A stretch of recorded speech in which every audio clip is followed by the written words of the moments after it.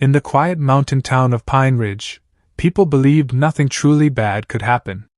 The town had only one main street, a small sheriff's office, and neighbors who knew each other by name. That illusion shattered on a freezing October morning. At 6:20 a.m., a jogger named Mark Jensen was running along the old forest trail near Pine Ridge Lake.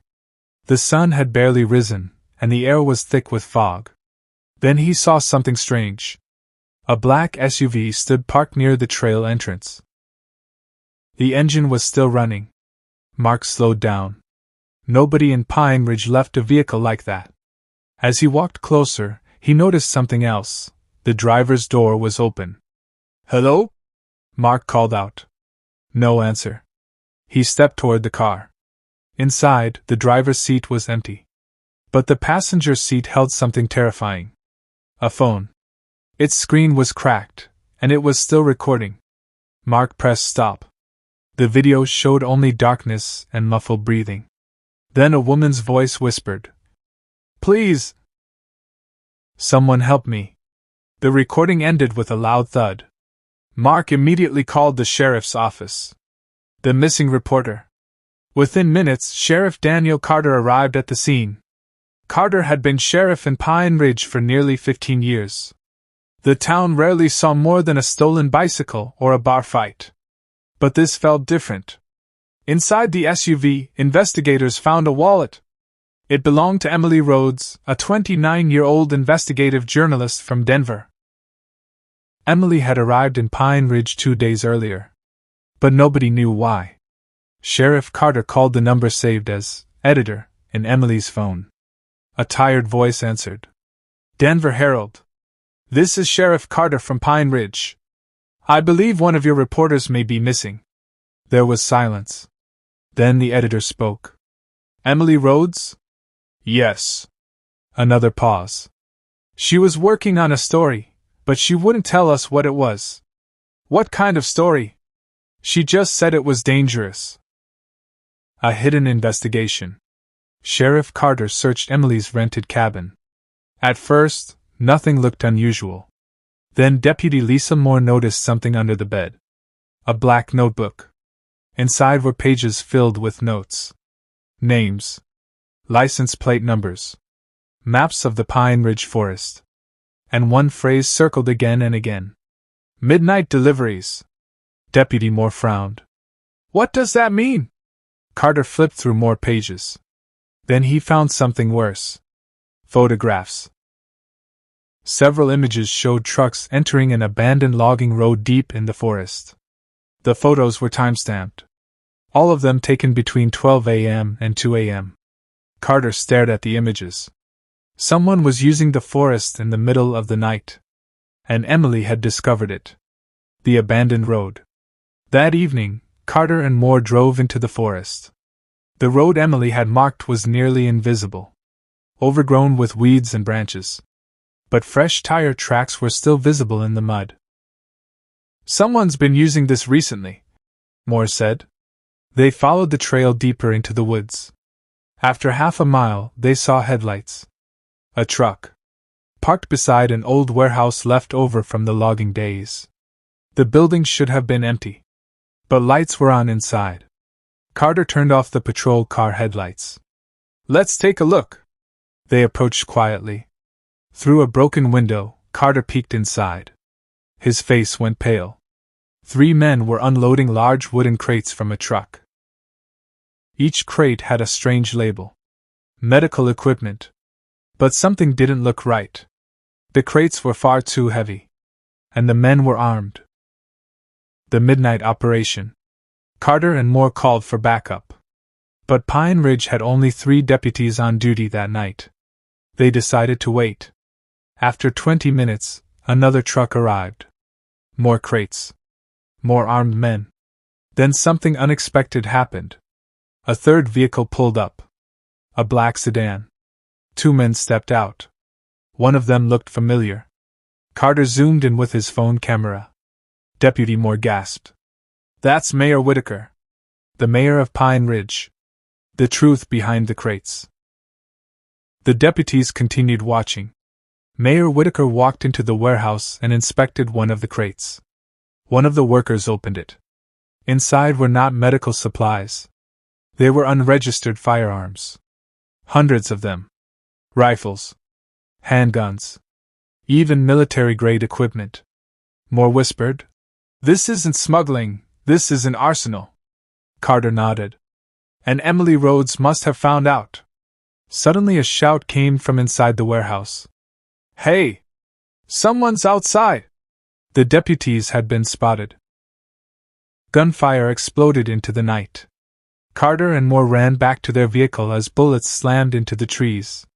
They sped away down the forest road. Behind them, trucks began chasing. The chase. The narrow forest road turned into a deadly race. The smugglers' trucks were faster.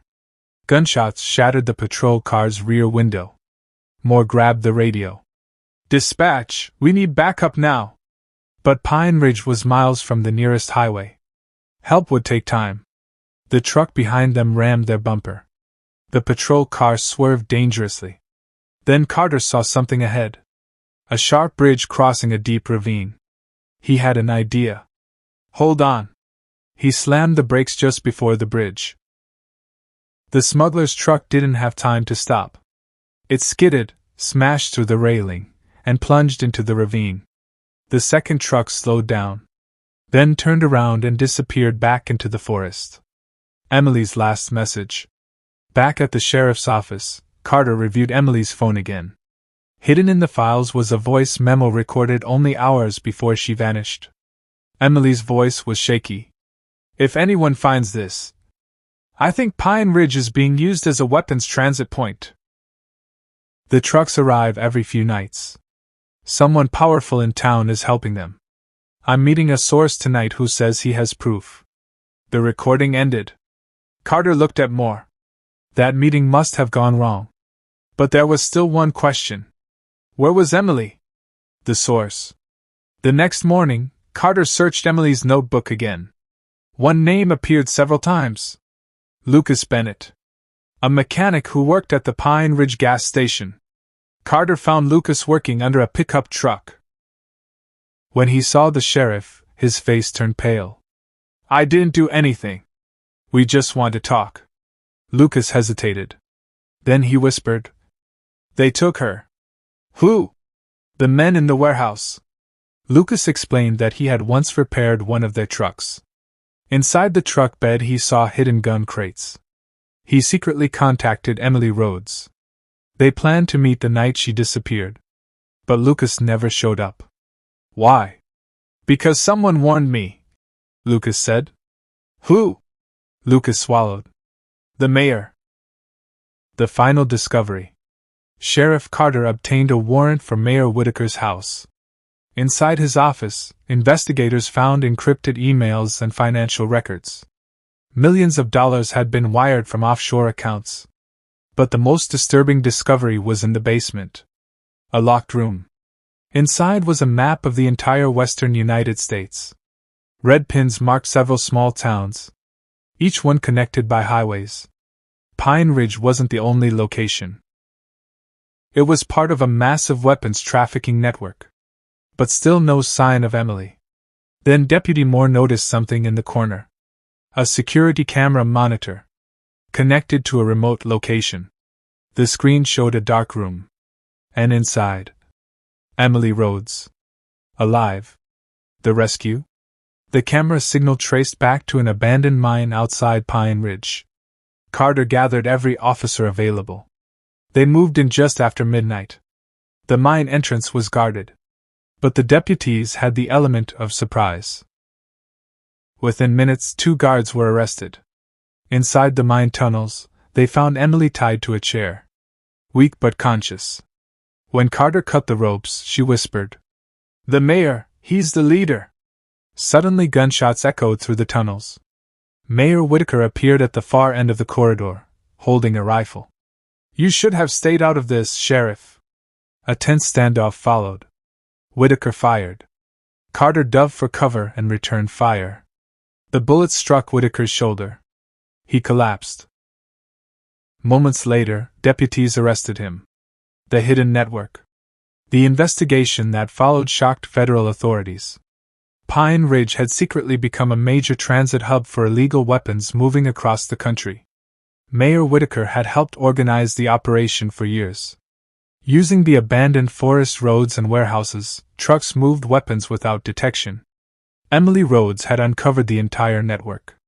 If she hadn't been captured, the story might have broken weeks earlier. Thanks to her evidence, federal agents shut down multiple trafficking routes across several states. Epilogue. 6 months later, Emily Rhodes returned to Pine Ridge. This time not as an investigator, but as a guest of honor. Sheriff Carter handed her a small plaque from the town council. For bravery and truth. Emily smiled. I almost didn't make it. Carter nodded. But you exposed something bigger than all of us. Emily looked toward the forest mountains. The quiet town seemed peaceful again. But she knew something now. Even the smallest places can hide the darkest secrets.